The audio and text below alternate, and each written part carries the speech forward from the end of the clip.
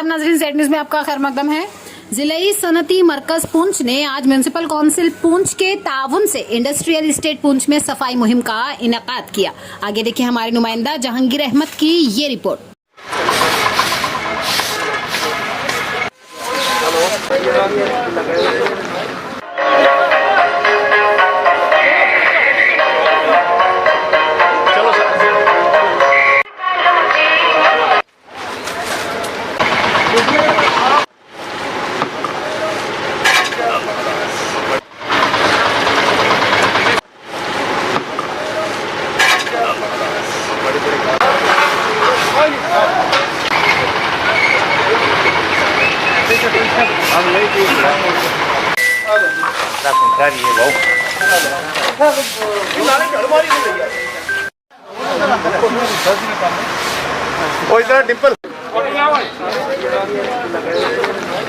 Poonch municipal area में हमारा industrial estate का एरिया है। यहाँ पे आप मेन सिटी में देख रहे हैं, ये बस स्टैंड के साथ है।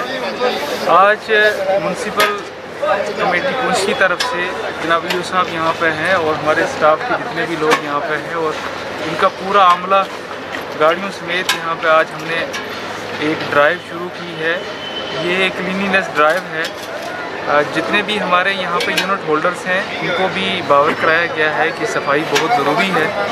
हम सब मिल के इस अपने एरिया को किस तरीके से साफ़ कर सकें, कैसे साफ़ करें, इसके लिए ड्राइव आज हमने यहाँ ये स्टार्ट किया।